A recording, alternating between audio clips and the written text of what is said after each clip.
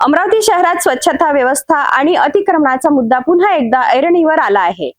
प्रभाग क्रमांक 3 नवसारी येथील अबूबकर कॉलनीमध्ये परिस्थिती इतकी गंभीर झाली आहे की 60 फूट रुंद रस्ता आता केवळ 10 ते 15 फूट इतकाच उरला आहे। अतिक्रमणामुळे रस्ता पूर्णपणे बंद होण्याच्या स्थितीत असून गटारी तुंबल्यामुळे घाणीचे साम्राज्य पसरले आहे। दुसरीकडे जुन्या ट्रान्सपोर्ट नगर गेट नंबर 2 परिसरात अनेक वर्षापासून बंद असलेल्या नाल्यांची सफाई झाल्याने प्रशासनावर प्रश्नचिन्ह उपस्थित झाले आहे।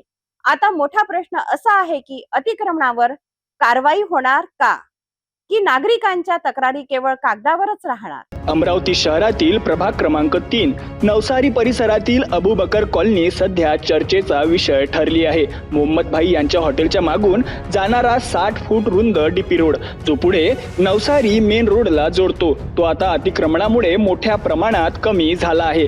स्थानिक नागरिकांच्या म्हणण्यानुसार पश्चिम बाजूने काही लोकांनी घर बांधून रस्त्याच्या जागेवर अतिक्रमण केलं आहे, त्यामुळे हा रस्ता आता फक्त 10 ते 15 फूट इतकाच उरला आहे।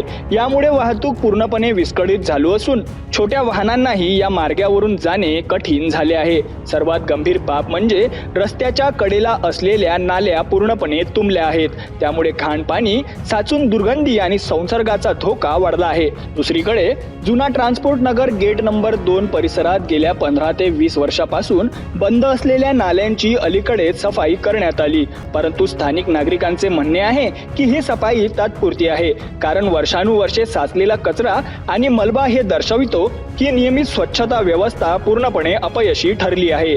काही ठिकाणी सफाई दरम्यान बाहेर आलेला मलबा हे स्पष्ट दाखवतो की अनेक महिने या भागात महापालिकेची कोणतीही सक्रियता नव्हती। आता नागरिक प्रश्न विचारत आहेत की प्रशासन फक्त तक्रारीनंतरच जागे होणार की या समस्येवर कायमस्वरूपी तोडगा काढला जाणार।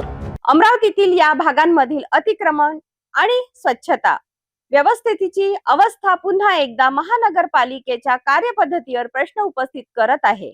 आता पाहावे लागेल की जबाबदार अधिकारी या समस्यांवर ठोस कारवाई कधी करतात की परिस्थिती अशीच बिघडत राहणार।